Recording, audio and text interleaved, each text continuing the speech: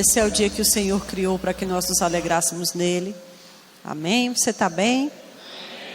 Amém. Sentindo um friozinho em Caruaru, que coisa estranha, não é? Eu já vim pronta para ter calor, mas isso é bom, isso é ótimo, né? Nós estamos muito felizes de estar com vocês, amém? Desde ontem, né? Ontem nós dividimos a ministração, eu e João, e depois nós acertamos que eu ficaria com essa manhã e ele ficaria com logo mais à noite. E aí você pode ter um tempo maior com cada um dos dons, amém? Você sabe que é bem interessante quando a gente pode sentar e comer do que o dom tem para oferecer na mesa. Na verdade, a Bíblia diz que os 5 dons, eles foram dados à igreja para aperfeiçoamento dela, para a maturidade dela. Então, todas as vezes que os pastores podem expor à igreja a maior quantidade de dons que ela puder expor, todas as vezes será benefício para a igreja. Amém? Glória a Deus. Então eu realmente fico muito grata de poder estar aqui nessa manhã. E a gente vai ver algumas coisas.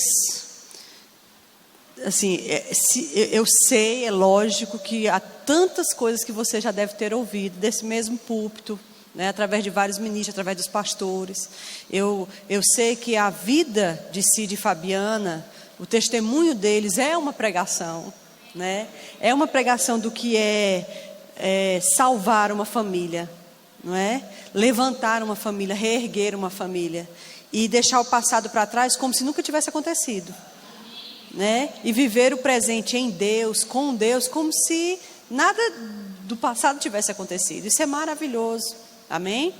Então eu acho que você deve se sentir muito privilegiado de você congregar num lugar onde tem um casal estável, onde tem um casal que tem demonstrado isso, que tem vivido isso, que tem uma história, que respalde a pregação. Isso é maravilhoso. Amém, queridos? Glória a Deus. Mas há algumas coisas bem, talvez, práticas que eu quero ver com você. Amém? Talvez eu não faça você abrir muito. Talvez eu cite, até para a gente ganhar mais tempo. Onde é que eu tenho um relógio? Aqui, certo. Ok? Então, eu estava pensando, já que o assunto é família, nós estamos falando aqui sobre uma construção diária. Casamento é uma construção diária. E aí eu acho que é muito interessante falar sobre família pensando na forma original, lá no início, quando ela foi criada. Amém? Ok? Você lembra que quando Deus, todo mundo aqui que é crente há um pouquinho de tempo, conhece a criação do homem e da mulher. Então, quando Deus... Mas vamos abrir, é melhor, né? Vamos lá para Gênesis 2.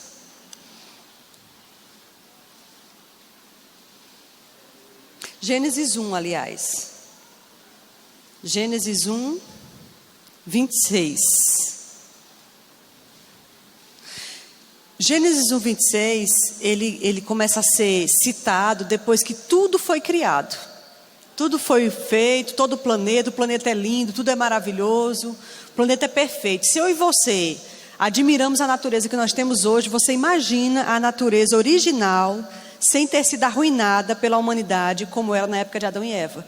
Era uma coisa deslumbrante. Amém, queridos? Era um tipo do céu aqui na terra. Então, depois que Deus criou toda essa maravilha, Ele disse, pronto, agora... Vamos lá no versículo 26. Façamos o homem a nossa imagem, conforme a nossa semelhança. Tenha ele domínio sobre os peixes do mar, as aves do céu, os animais domésticos, sobre toda a terra e sobre todos os répteis que rastejam sobre a terra. Criou Deus, pois, o homem, à sua imagem, a imagem de Deus o criou. Macho e fêmea os criou. E Deus os abençoou e lhe disse, sede fecundo, multiplicai, enchei a terra e dominai. Fique comigo. Esse relato ele foi escrito antes mesmo de relatar a criação do homem. Aí mais na frente aí ele diz, aí Deus pegou o pó da terra, formou um boneco de barro, soprou nas suas narinas o fôlego de vida e ele passou a ser alma vivente. Aí o homem foi feito. Aí depois mais na frente diz como foi feita a mulher. Mas aqui não tinha sido criado nenhum dos dois. Aqui ele terminou todo o planeta e é muito inteligente da parte de Deus que aquele que ele inspirou para escrever tenha relatado esse fato antes homem e mulher. Esse fato aqui é um antes Adão e Eva. Ele diz, pronto, agora que já terminamos todo o planeta, a gente vai criar o gênero humano. Esse homem aí no original não é sexo masculino. Esse homem aí quer dizer gênero humano ou humanidade. Fizemos animais, fizemos plantas, fizemos árvores, fizemos água, é tudo lindo, mas agora a gente vai fazer a coroa da criação. A cabeça da criação, a humanidade. E essa humanidade ela vai ser de acordo com a nossa imagem e a nossa semelhança. Quando ele fez, ele não estava sozinho. A Trindade estava envolvida. Por isso ele disse, façamos. Ele não disse, eu vou fazer. Ele disse, a gente vai fazer. E essa criação ela vai ser de acordo com a nossa imagem e a nossa semelhança. Essa imagem e semelhança não é visivelmente falando, fisicamente falando. Vocês estão comigo? Obviamente, fisicamente, a gente deve parecer sim com a expressão de Deus. Amém? Sei lá, uma cabeça, 2 braços, 2 pernas. Mas essa semelhança era muito mais do que aquilo que você pode ver por fora. Essa semelhança de que ele estava falando a gente vai fazer ele com a mesma essência de que nós somos. Esse ser humano, ele vai ter a mesma capacidade de criar em fé que nós temos. De falar crendo e acontecer. A mesma capacidade de levantar, de erguer, de ser, de fazer, de ver, de amar, de pensar. É nessa essência que a gente vai criar o ser humano. Aí a Bíblia diz, e criou então Deus o gênero humano, a sua imagem. A imagem de Deus o criou, macho e fêmea. Tudo bem? Existe uma linha de pensamento que diz que porque Deus é Pai, então o homem é a imagem de Deus. A mulher pegou uma carona. Não é assim. Outra linha de pensamento diz que Deus criou o homem, aí olhou do céu e disse, meu Deus, ele está sozinho. Deixa eu pensar aqui o que eu vou fazer. Vou levantar uma mulher. Tudo bem? Esse relato aqui está escrito muito antes de o homem ser feito, da mulher ser feita. E nesse relato aqui, ele deixa bem claro, eu quero fazer o gênero humano dividido em 2 sexos, diga 2. Não são 3, não são 4, são 2. O gênero humano ele vai ser dividido em 2 sexos, macho e fêmea. Para esses 2 sexos que serão criados à minha imagem, de acordo com a minha semelhança, eu vou distribuir em cada um deles particularidades da minha própria pessoa, que vai identificá-lo como uma personalidade, uma alma masculina e uma personalidade, uma alma feminina. É interessante isso. Se o macho e a fêmea foram feitos à imagem de Deus, então há coisas de Deus no homem e há coisas de Deus na mulher. Você já parou para pensar sobre isso? Esse poder de decisão que o homem tem, de resolver, de dizer a palavra final. Ele chega num prédio desse, ele procura saber se a estrutura comporta, se as pilastras elas estão bem sustentadas, se dá tudo certo, se está forte, se está resistente, se aguenta, se dá para construir. A mulher chega aqui, ela pensa, que tapete a gente pode botar nesse chão? Que cor pode ser essas paredes? Acho que a gente podia botar uma flor ali. Nem a gente vive sem a visão grosseira e nem vive sem a visão fina. Porque elas duas se completam. Vocês estão comigo? Tem que ter as duas coisas. E Deus se dividiu nesses 2, entenda. Ele colocou partes dele, elementos dele, mais fortes no homem, que são esse poder de decisão.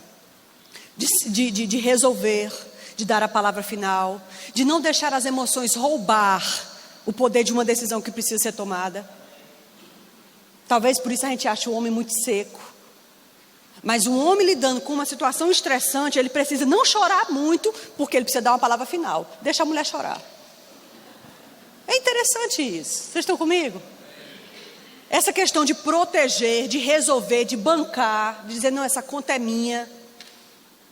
De dar conta do negócio, de ser o macho alfa, né? De ser o dono da coisa. Isso é importante para o homem, mas a gente pensa que isso é machismo e ego masculino, mas isso veio da centelha divina que Deus colocou nele para fazer ele macho. Se a gente entender isso, a gente vai parar de brigar tanto.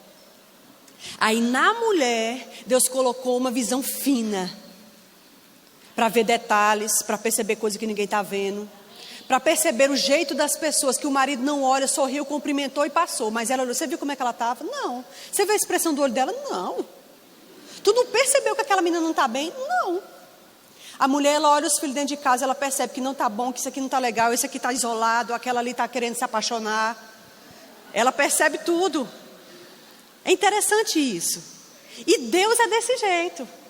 Quando você olha para a obra que foi criada, amado, por que Deus tinha que inventar tantos tipos de flores diferentes, com tons de cores diferentes, e cada uma tem o seu perfume?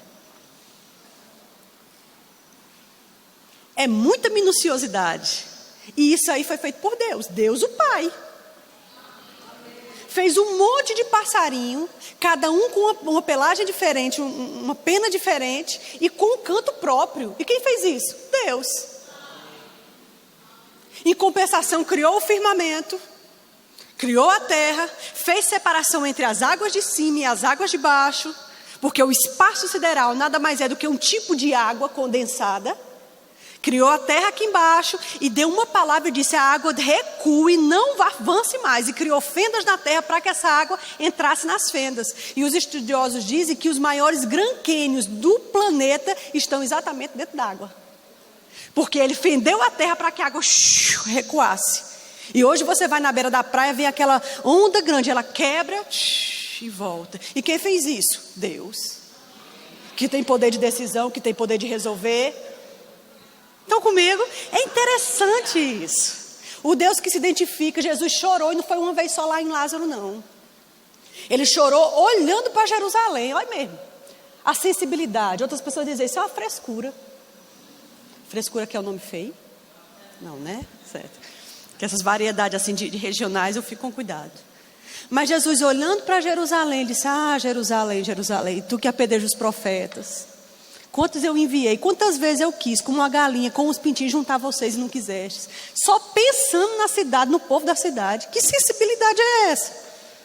Que besteira tão grande é essa? Pois é, mas era Deus encarnado. Entende? Eu acho que a gente tem que parar de brigar porque ela é tão assim, porque você é tão assim. Entender? Rapaz, quem fez assim foi Deus. Isso aqui é um elemento divino. Isso aqui é um elemento divino. A minha sensibilidade, a minha visão fina para detalhes é divina. Não brigue com o que é divino não, porque tu não ganha não. Dura coisa para ti é recalcitrar contra os aguilhões. Não tem como eu contender com aquilo que é divino e sair ganhando. Estão comigo? Obviamente, dependendo da criação que cada pessoa tem, do que ela recebeu ao longo da sua formação, desde bebezinho, há mulheres mais firmes, há homens mais suaves, que têm mais sensibilidade, mas ainda serão homens e ainda serão mulheres. Tudo certo. Amém, queridos? Então eu quero que você, mulher, casado ou não, você homem, casado ou não, você entenda. As suas habilidades, a sua forma de lidar com a vida, esses traços da sua personalidade que te faz ser o que você é divino. Amém? Lembre que Deus, Ele se dividiu em vocês dois, no macho e na fêmea. E Ele polarizou coisas da sua personalidade em um e coisas da sua personalidade em outro. Por isso que o casamento é esse complemento. Deus poderia ter feito qualquer tipo de analogia, de comparação, mas Ele inspirou Paulo a falar que o casamento é a coisa mais próxima do que vai haver entre Cristo e a igreja. Então, esse tipo de instituição que foi feito lá no comecinho, antes de tudo, é a coisa mais importante.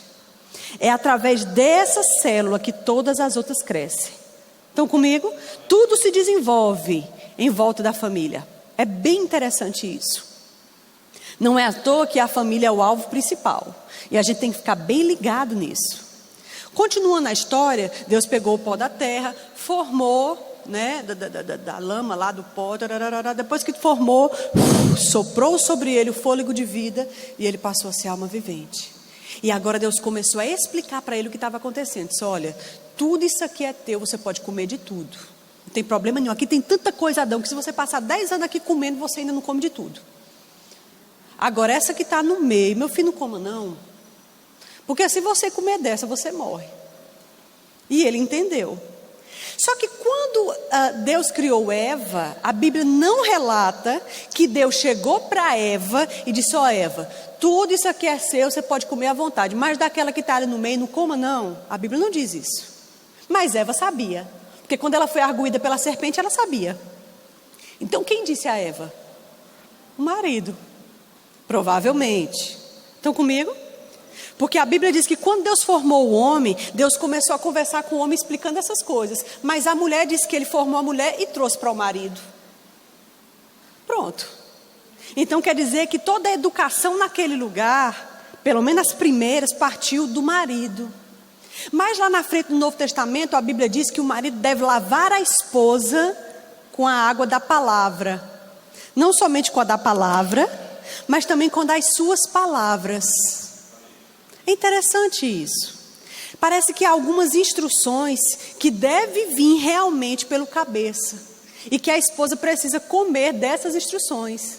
A questão é, que tipo de cabeça você escolheu para você? Não importa que história seja a sua. Ensine suas filhas a escolher um bom cabeça. Amém? Porque a história dos nossos filhos não precisa repetir a nossa. Eles devem sim fazer uma história melhor para eles. Aí isso aqui já é outra pregação, porque a gente tem que ajudar nossos filhos a se casarem bem, a fazerem boas escolhas. E não somente se casar bem e fazer boas escolhas, mas eles serem boas escolhas para quem os escolher. Né? Porque aqui é uma via de mão dupla. Porque quem criou bem um filho, quer casar um filho com uma pessoa bem criada. Quem educou um filho no Senhor, não quer que ele case com uma pessoa fria espiritualmente. Quer que case com alguém que corresponda. Estão comigo? Até porque quando um dos princípios desse começo, quando Deus criou a mulher, ele disse: vou fazer alguém que lhe seja idônea. Idônea quer dizer perfeitamente habilitada para. Mas em outras versões diz assim: alguém que lhe corresponda. Alguém que lhe corresponda. Procure alguém que lhe corresponda. Vocês estão comigo? Alguém que lhe corresponda, alguém que lhe complete, alguém que preencha, alguém que, por mais diferente que vocês sejam, dá para caminhar, porque aquilo que é realmente importante, você achou na outra pessoa, e assim vai. Mas Janaína, eu já escolhi. Ou então, quando a gente casou, a gente nem era crente, não sabia nem dessas coisas, olha, era tanta confusão, e agora, o que é que eu faço? Pronto, agora, nós estamos no Senhor, e existe toda uma leva de instruções que Deus quer nos dar, para a gente fazer funcionar aquilo que já está existindo. E aí vai exigir maturidade de um lado e maturidade do outro. Estão comigo? Mas há alguns princípios, aliás, há vários princípios que a gente tem que observar. Observando esses princípios vai dar certo. Sempre vai dar certo. Amém, queridos? Deixa eu te dizer uma outra coisa, ainda lá em Gênesis.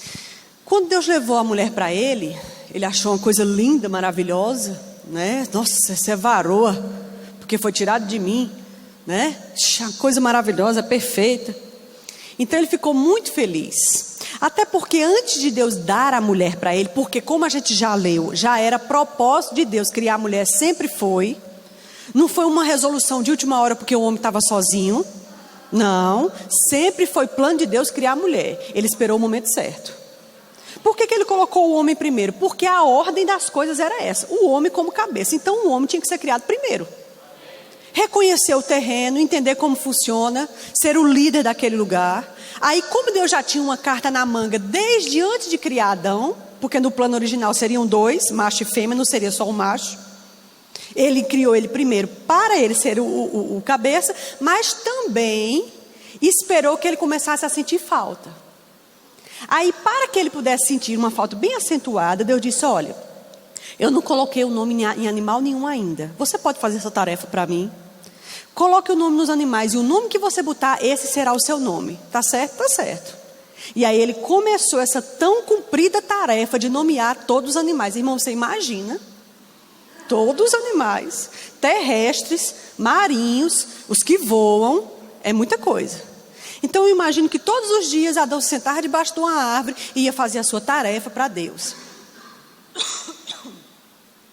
E à medida que ele fazia essa tarefa, ele começou a observar que para cada animal tinha um parecido. Para cada animal tinha um parecido. Aí, ao final disso, realmente ele percebeu que para ele não tinha ninguém que lhe correspondesse. Entendeu? Então, quando Deus fez o homem perceber isso, o homem sentiu necessidade. Deus poderia ter feito Adão num dia e Eva no segundo dia. Estava tudo bem.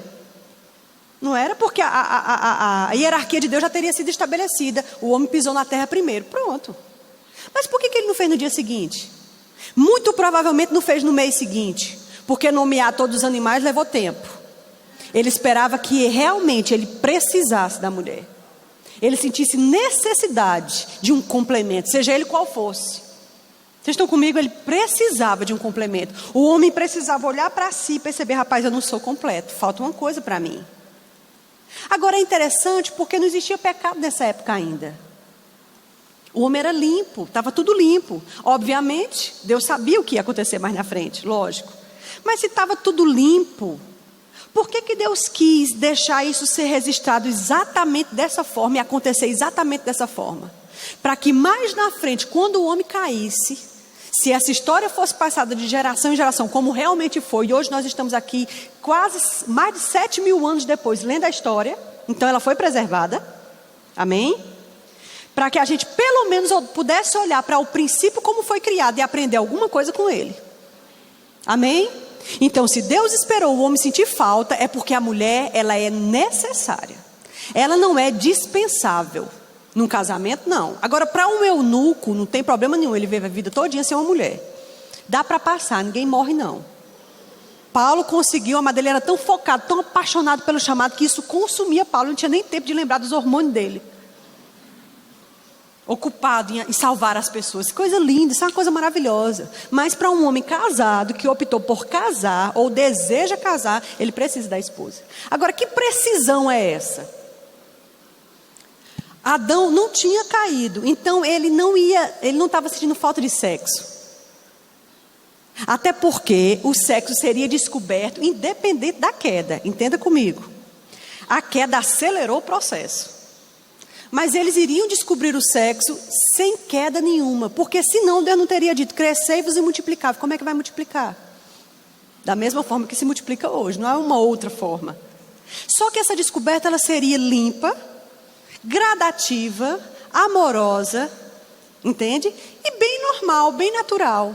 Mas com a queda, rapidamente, Satanás começou a influenciar o homem de uma forma suja e ele descobriu rapidamente. Depois que ele descobriu, Satanás começou a deturpar o sexo até os dias de hoje. Amém? Mas essa descoberta ela iria acontecer, lógico, senão ele não ia se multiplicar. Mas o que eu quero que você veja é que a necessidade que Adão teve de uma companhia não era de sexo, porque ele nem sabia que existia isso. Ele ia conhecer isso ainda. Ele estava sentindo falta de companhia. Ele queria uma pessoa para trocar uma ideia, para conversar, para ter companhia. Ele via que todos os animais saíam juntos, dormiam juntos, se aquentavam juntos, mas ele não tinha ninguém. Ele queria trocar uma ideia sobre que nome dar naquele animal, mas ele não tinha ninguém para isso. A gente tem que lembrar por que Adão sentiu falta de uma esposa. Deve ser por esse motivo que um rapaz procura uma mulher para casar. Não deve ser por nenhum outro. Não deve ser porque ele é crente há muito tempo e está muito apertado. Aí para não pecar, eu tenho que arranjar uma esposa de todo jeito. Não deve ser por esse motivo. Embora que uma vez namorando, está apertado, Paulo já disse, é melhor casar do que fazer bobagem. Mas Deus não quer que ninguém entre em aperto desse jeito. Porque a primeira motivação de um homem procurar uma esposa não é um desabafo sexual. É para ter companhia. É para ter alguém para trocar uma ideia.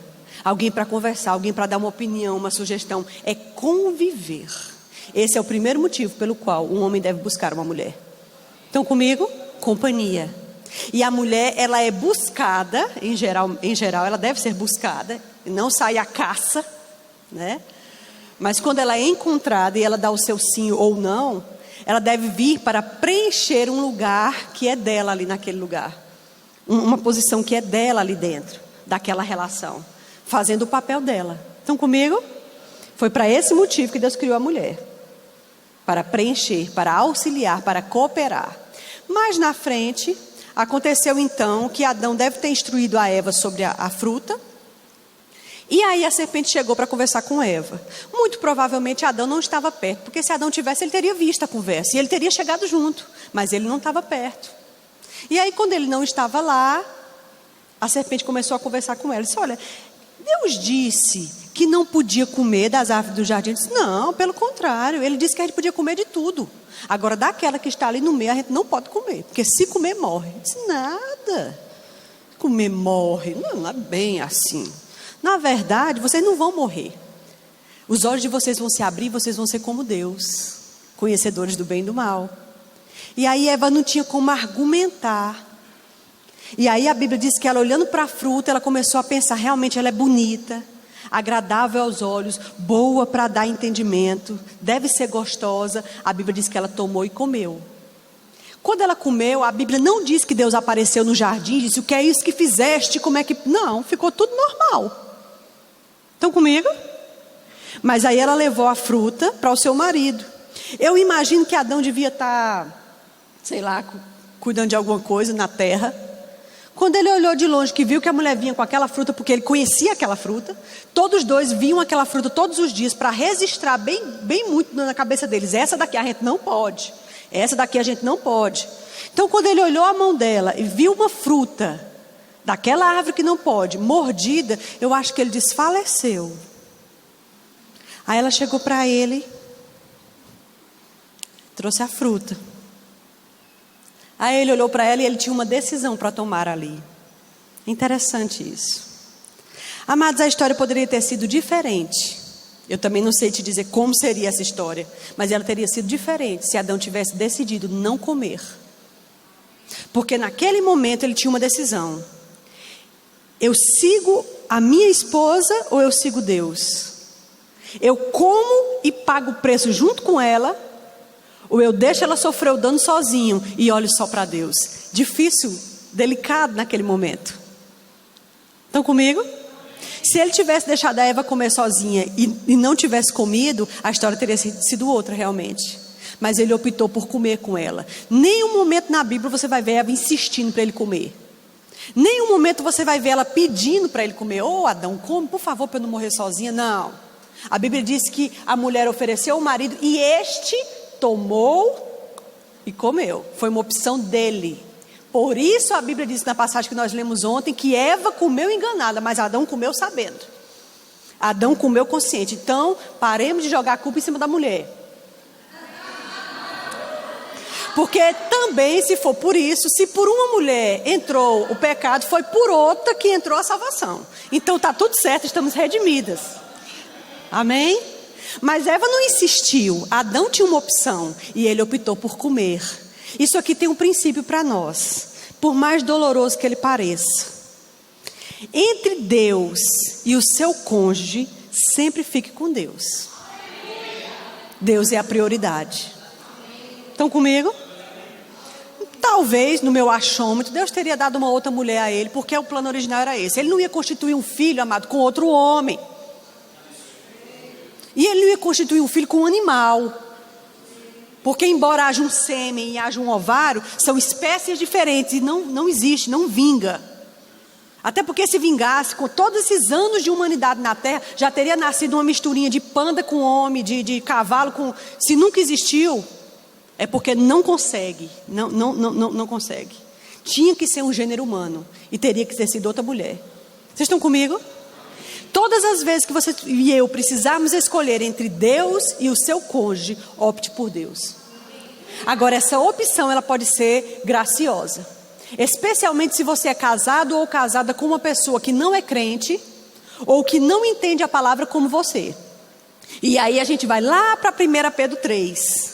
Não precisa abrir. Lá em 1 Pedro 3, Pedro disse assim, olha... Ele começa a falar o discurso dele para as mulheres.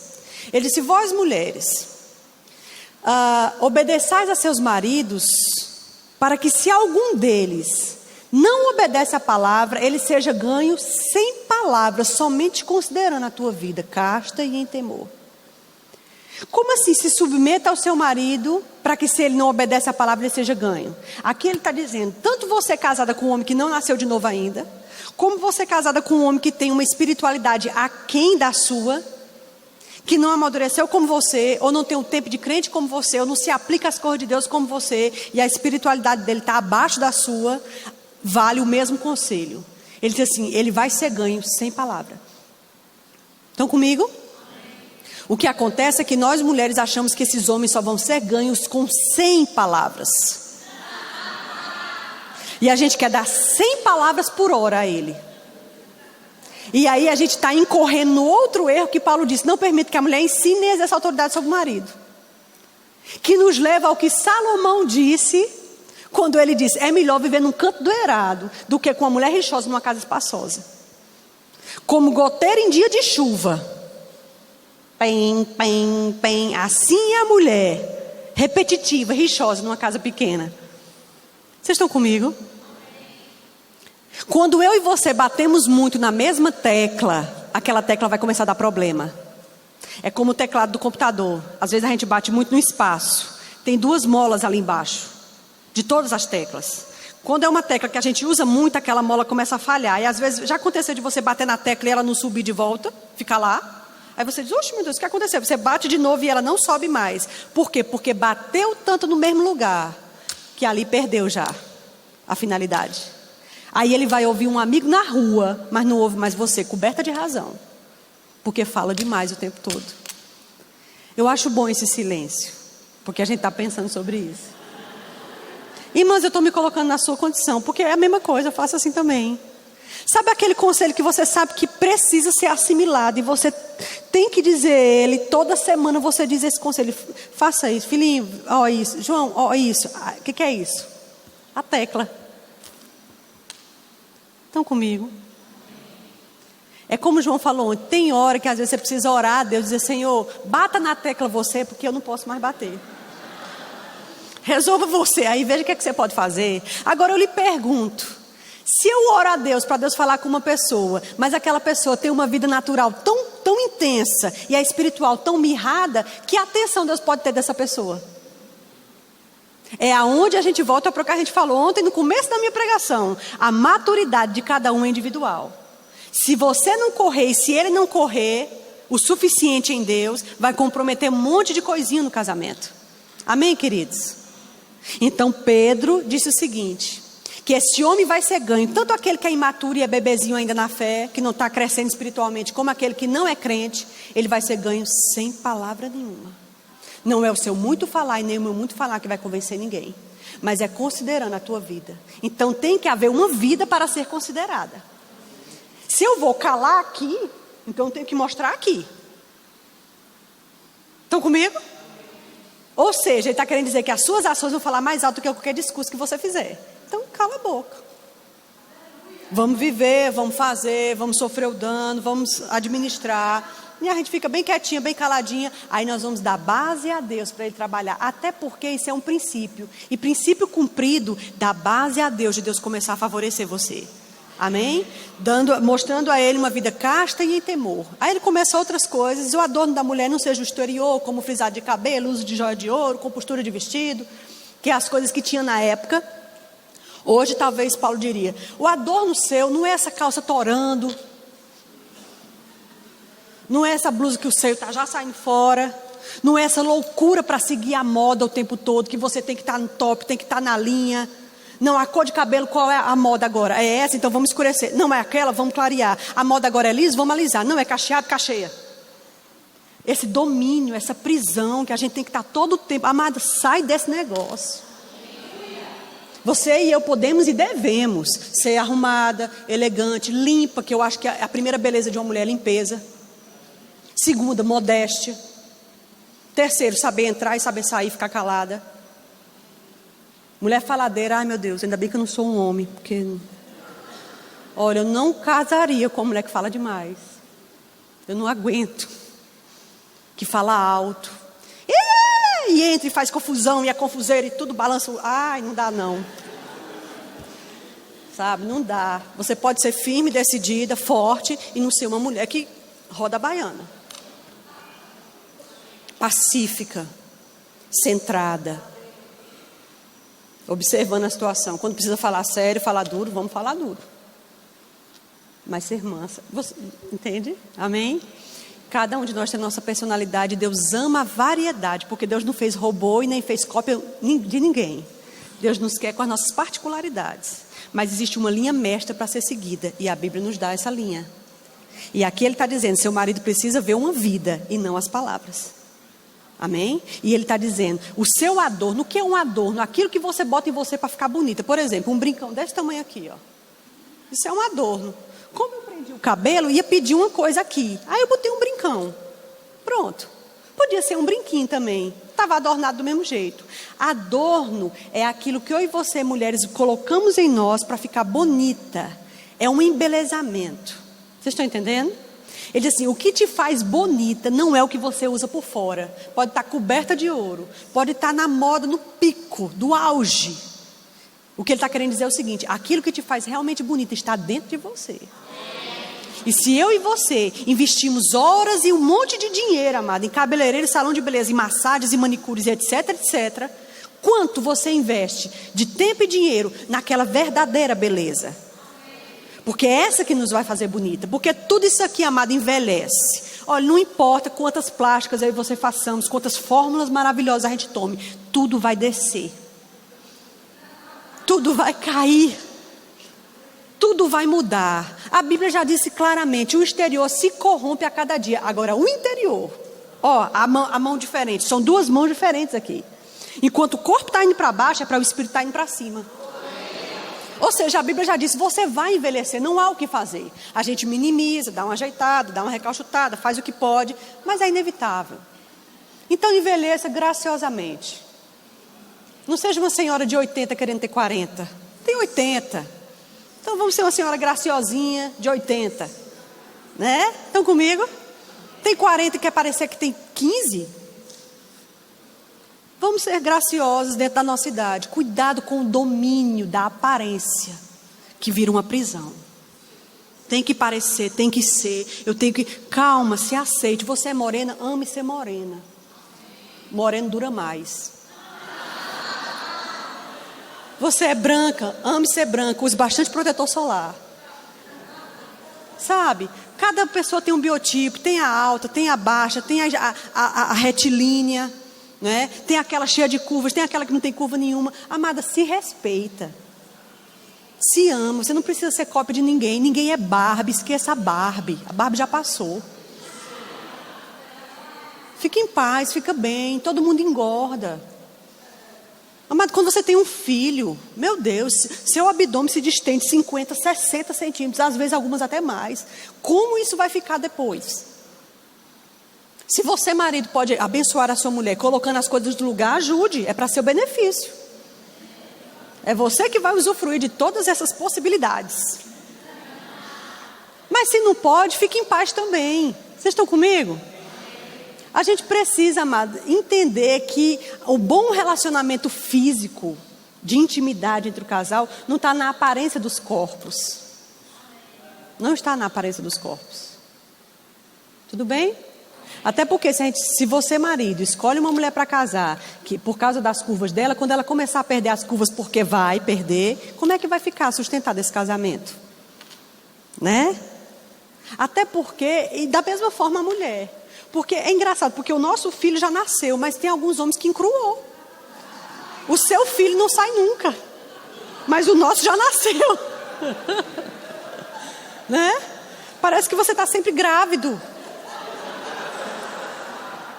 E a gente não está com você? Então não reclame do nosso seio caído. Você não amamentou a cada 2 horas durante 6 meses? Estou falando de um filho só. E quando são mais de um? Tudo muda, meu filho. É normal, faz parte da vida. Amém?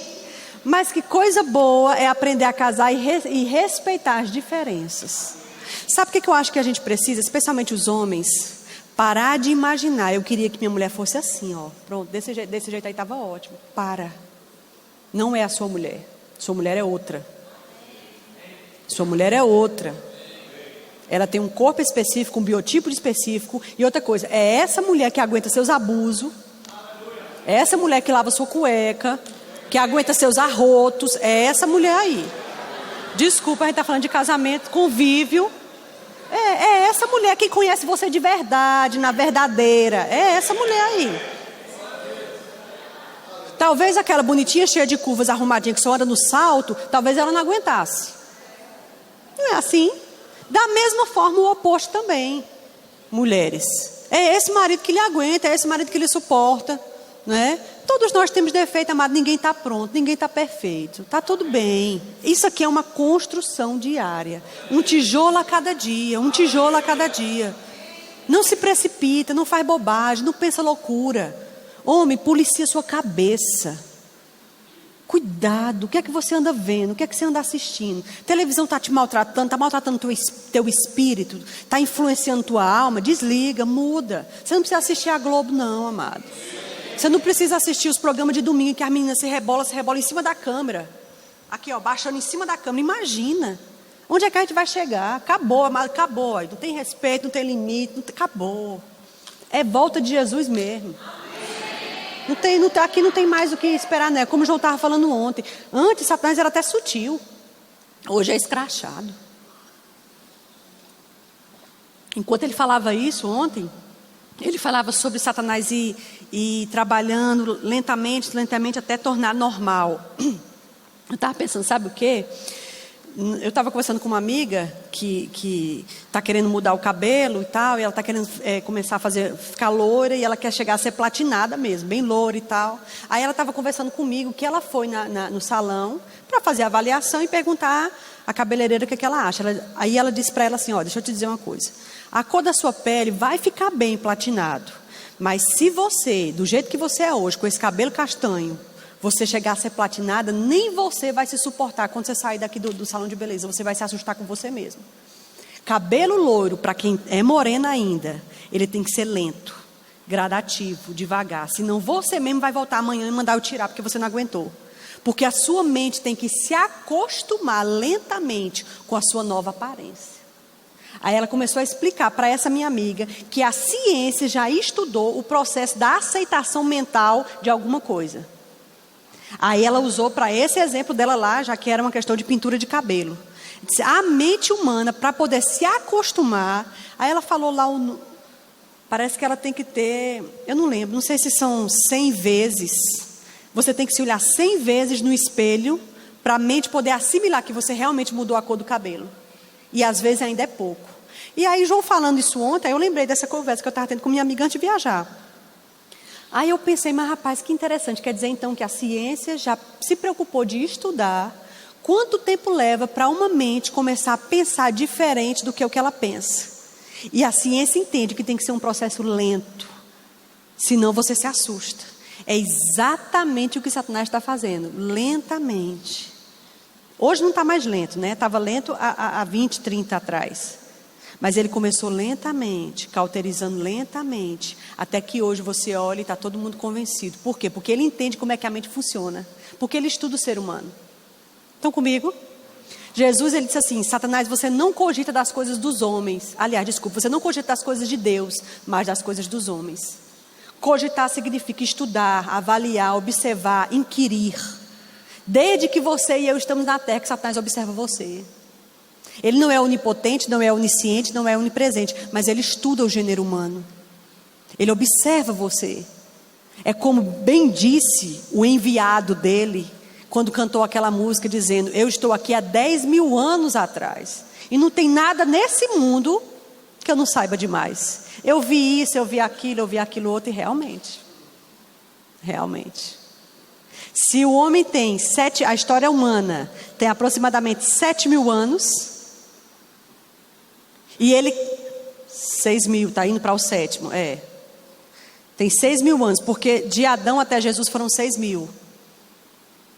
É isso? Exatamente, é isso aí. Então a gente está agora no 7º milênio, após Adão. Amém? 7 dias, vamos dizer assim. Então se ele nasceu, segundo a música, 10 mil, então 3 mil antes... Satanás caiu do céu.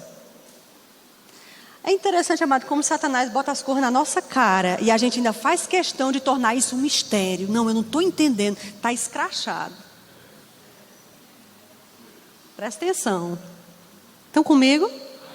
Então, a mente humana ela precisa ser cauterizada lentamente até que chegue um dia que ela diga, não, isso aqui tá tudo bem, está certo. Isso aqui já... Porque acostumou. Então, é isso que Satanás tem feito. Tentado fazer a gente se acostumar com o que é errado. Por isso eu comecei com Gênesis, porque a forma original como as coisas foram criadas ainda é e sempre será a forma. Não existe outra forma, é essa forma. Amém, queridos? É essa forma. Então, tenha cuidado com a forma que eu e você nos permitimos pensar. Não se influencia, tira as coisas da cabeça, está te danificando, não vai atrás, entendeu? Se há alguma coisa entre você e a sua esposa que vocês podem conversar francamente, sem machucar um ao outro, faça. Amém, queridos? Estão comigo? Eu lembro daquela outra passagem em que a Bíblia diz assim, que a mulher não tem poder sobre o próprio corpo, mas o tem o marido também não tem poder sobre o próprio corpo, mas o tem a esposa. Não se neguem, tal, né? É interessante que a Bíblia diz assim, cada um pague ao outro o que é devido. Então parece que há um débito. Eu sei que essa passagem é lida e entendida exclusivamente sobre relacionamento sexual, e realmente é basicamente sobre isso, mas eu acho também que vai além. Estão comigo? Significa então que quando você casa, há um certo nível de poderio no corpo daquele cônjuge, dele para com você e de você para com ele. Isso significa que dependendo do nosso relacionamento e da amizade, da cumplicidade que a gente tem, eu posso dizer para ele que eu quero que ele use barba e não tire nunca mais. Eu disse para ele, João, você fica ótimo de barba, define seu rosto, eu sei que a barba é rala, mas mantenha ela, fica lindo. Pronto, ele nunca mais tirou. Agora eu digo a você, ele tem autoridade de chegar no banheiro e tirar? Claro, irmãos. Que é isso, não é um domínio, eu não sou controladora. Mas porque ele quer me agradar, ele deixa. Pronto. Agora, no dia que ele quiser, ele tira sem nenhum problema. Entenda isso. O que eu estou querendo dizer é, há uma conversa, deve haver uma conversa livre entre vocês dois, em que você possa dizer, olha, esse aqui em você, se você puder ajeitar, vai ficar bem legal. Eita, vai ficar joinha. Você quer que eu te ajude? A gente pode fazer o quê? Mas às vezes é tão delicado que você não pode conversar nada, porque senão machuca. Então, se machucar, não converse, fique em paz. Estão comigo? Um silêncio. Ai, Jesus, quero crer que você está pensando sobre o assunto. Porque, amados, quando você se casa, é para a vida toda. É para todas as fases da vida. Eu casei com 20. Décadas dos 20, é tudo bonitinho, é tudo lindinho, né? Então, é tudo maravilhoso. Quando você entra nos 30, agora você tem aquela maturidade. Agora eu já entrei nos 40, então já começou a descer a ladeira. Então, se você casou com aquela pessoa foi a pessoa que você escolheu para viver todas as etapas, todas as épocas, respeitando as diferenças, respeitando o envelhecimento que cada um tem, normal, natural, não é? Mas eu acredito que vocês podem ter uma conversa em que o marido tem uma liberdade. Me desculpe, eu vou ser bem tranquila com você, a gente está numa conferência de casais. Seu marido precisa ter a liberdade de dizer para você que ele precisa que você escove melhor os dentes. Porque quando ele chega perto de você, ele sente mau cheiro. Ou vice-versa. Mau cheiro, o ser humano é muito olfativo. A primeira coisa que você pode estar louco de paixão, sentir um cheiro ruim, acabou. Especialmente a mulher, o homem não, né? Com cheiro, sem cheiro, está tudo certo. Mas as mulheres são diferentes, a gente é muito olfativa. Aí às vezes a gente não pode ter uma conversa dessa dentro do casamento, porque senão vira um problema. Eu quero que você fique calado meditando mesmo, amado, porque você casou para respeitar e honrar uma outra pessoa. Não queria, ficasse só, amado. Aí você pode cheirar mal como quiser, não tem problema nenhum. Pode deixar tudo do jeito que quiser. Você só deve a Deus, mas casado você deve ao outro. E às vezes parece que a gente esqueceu isso. Paulo disse assim, vocês paguem ao outro o que é devido. Pague ao outro o que é devido. Você sabe que a mulher, ela é aquele troféu de guerra do marido? Inconscientemente, ele não percebe isso não é uma coisa consciente não, mas inconscientemente é como que ele dissesse, olha aí o que eu conquistei. Conquistei isso aqui, ó. É interessante isso. Não é à toa que Deus colocou, lembra que eu disse que Deus se dividiu e tal, que colocou elementos na mulher, colocou elementos no homem. A mulher, aliás, o homem, ele não tem de jeito nenhum o mesmo nível de vaidade que a mulher tem, mesmo os metrosexuais, que é aquele homem todo arrumadinho, né? Tudo bem direitinho. Ele ainda não tem. Se pegar um homem bem vaidoso e uma mulher bem vaidosa, ela ainda bate ele. Por quê? Porque a mulher tem um elemento dentro dela que gosta de se ajeitar. Aí isso aí varia de mulher para mulher. Fique em paz. Fica, por favor, em paz. Varia de mulher para mulher, varia de acordo com a instrução que você recebeu dentro de casa, o que você viu sua mãe fazendo a vida toda, a condição financeira, o meio em que você vivia. Vocês estão comigo? Então fique em paz. Eu acho interessante o seguinte: como é que uma mulher é bonita? Uma mulher bonita é quando ela não bota nada na cara e você olha e diz, vixe, é bonita mesmo. Pronto, isso é uma mulher bonita. Porque a gente disfarça um olheiro, disfarça... Menino, hoje em dia, a maquiagem, eu fico impressionada. Meninos são artistas plásticos. Aquilo ali não é um maquiador, é um artista plástico. Impressionante. Hoje em dia, as marcações no rosto, você fica mais magra. Você fica com o nariz empinado, você fica com mais queixo, você fica com mais ou menos boca, com mais olho, menos olho. É uma ciência. Não é? Hoje você vê nas postagens no Face, tem um antes e depois de uma pessoa maquiada. É outra pessoa, aquela mulher, não tem condição. Interessante isso. Essa sensação de disfarce. Do ser humano precisar ser o que ele sabe que ele não é. Interessante, né? Mas diga assim, eu sou nascida de novo. Pronto. E eu me amo. E eu amo quem eu sou. Amém? A maquiagem para nós, ela pode até nos disfarçar. Mas ela tem só que realçar o que é bonito em você. E disfarçar aquilo que não está tão legal. Só, pronto. Ela não precisa tornar a gente uma outra pessoa. Você não vai ser Gisele Bündchen. Por mais que a gente insista, a gente não vai conseguir ser Angelina Jolie com aquela super boca. Não tem o que fazer. Agora seja Maria, Francisca, Antônia, Raimunda, Janaína, Luísa, Francisca, seja você. Estão comigo? Bem em paz. Mas realmente há um elemento na mulher que gosta. É por isso que a mulher tem necessidade de ser elogiada. De você sair de casa e dizer, ei, ficou bonita, hein? Amada, a gente pinta o cabelo, você nem sabe. Agora tem mulher que quer que o homem elogie a cor da unha. Amados, ele nem lembra que você fez unha. Lembra que o homem ele tem uma visão macro. A mulher que tem uma visão fina. É por isso que uma mulher olha para outra e ela admira tudo. Eita, mulher, teu sapato ficou lindo. O homem nem sabe o que você está calçando. Para ele você está descalço. Se você está calçando um nude, vixe, eu nem sabia que tu estava calçada. É assim que é. Não queira que o homem consiga ver essas coisas não, porque Deus botou nele a visão macro. Ele quer saber o seguinte, está aparecendo alguma coisa minha aí? As minhas coisas em você está aparecendo, não é para aparecer nada meu. Pronto, isso aí preocupa ele. Está mostrando o que aí? Minhas coisas é para ser coberta. Pronto. Entendeu? Ele quer saber assim, se você está coberta, se você está protegida, né? Se vai fazer frio, essa roupa está adequada. Pronto. Mas os detalhes é você que vê. É por isso que uma amiga sempre anda com a outra amiguinha e você sempre compra as coisinhas tudo igualzinho, porque mulher tem uma visão fina. Gosta das coisinhas delicadas. Não fique triste com o seu marido, porque ele não percebe os detalhes. Ele não foi criado para perceber. Ele não foi criado para perceber. Te apoio. Ele não foi criado para perceber. Então, ó, dá um desconto, fique em paz. Tá bom? A gente tem que entender as diferenças, né? Em compensação, às vezes a gente pensa que só a mulher precisa de elogio. Não é, o marido precisa sentir que ele está bem. Essa roupa ficou legal, essa camisa está linda. Entendeu? Ah, esse corte ficou, gostei demais. João sabe que eu gosto quando ele corta o cabelo, né? Então aí João gosta de Rapunzel. Ele ama Rapunzel. Você pensa que esse cabelo todo é meu? É não. Eu botei um mega.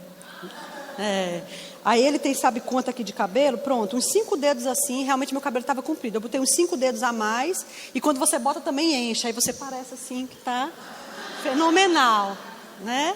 Então eu paguei por isso. Gosto mesmo de cabelão. Eu disse, vou pagar, vou botar, usufruo logo todo que eu quiser de cabelão. Quando eu tirar eu corto mais curto. Mas ele gosta de cabelão. Agora ele não é daquele homem que pega, que fica pegando, que cheira. Não, ele só quer saber assim, minha mulher tem o cabelo grande, pronto. Isso já faz ele feliz, é tão engraçado.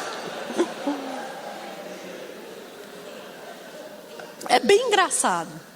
Eu já conheci outro casal, um casal amigo nosso, pastor Amaury e Marisete, que Marisete mantém o cabelo curtinho porque a Mauri gosta. Aí ela vai e acha ótimo, porque aí fica prático, ela vai e corta. É interessante isso. Eu acho assim que deve haver um respeito, entendeu? E uma conversa em paz. Conheça o seu cônjuge. Perceba aquilo que vai machucá-lo e não faça. Não diga. Amém? Outra coisa, não compare seu cônjuge com ninguém. Na verdade, amado, eu acho que essa questão, assim, esse tema comparação, ele deve sumir da nossa vida.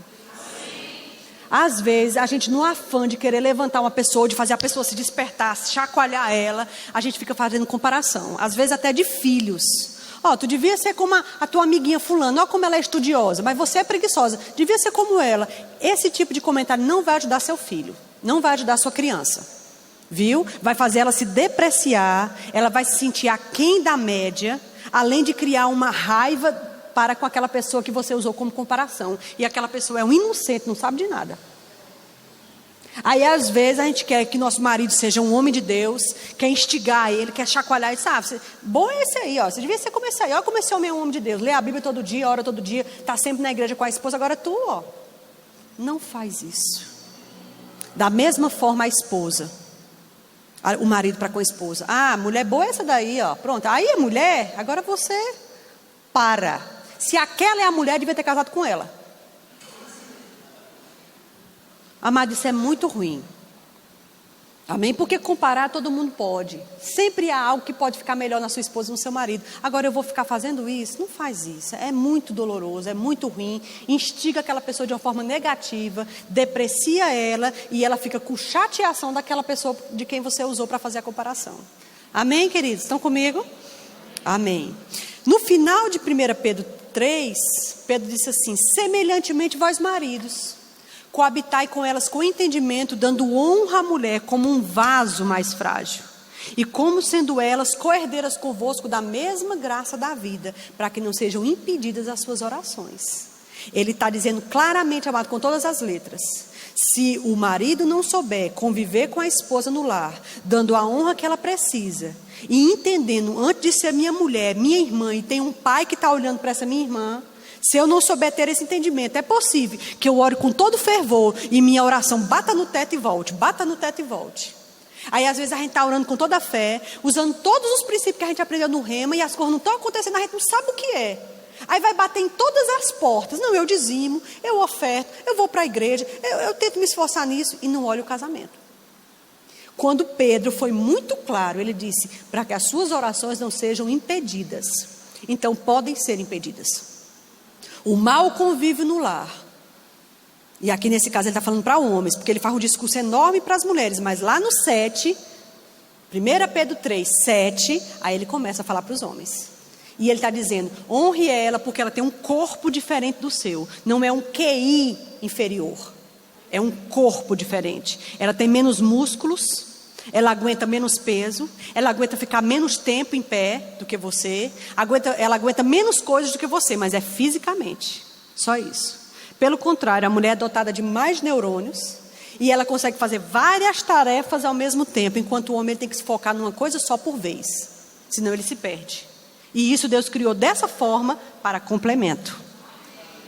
Porque ao passo que ele dirige, pensando na estrada, você consegue contar para ele como foi o dia todo, dar a mamadeira do menino e folhear uma revista. E tudo ao mesmo tempo. É interessante, mas ele não, ele precisa estar focado na direção. Se ele sentou para assistir o futebol, ele precisa ver os gols da rodada. Ele não quer saber se faltou leite. Ele precisa ver os gols da rodada. É interessante isso. Amém, queridas? Estão comigo? Então, marido, dê honra à sua mulher. Dê primazia à sua mulher. É a Bíblia que diz. Viu? É a Bíblia que diz. Dê honra à sua mulher como um vaso mais frágil. Ou seja, está num ônibus lotado, vagou uma cadeira, é a dela. Porque é ela que precisa sentar. Amém?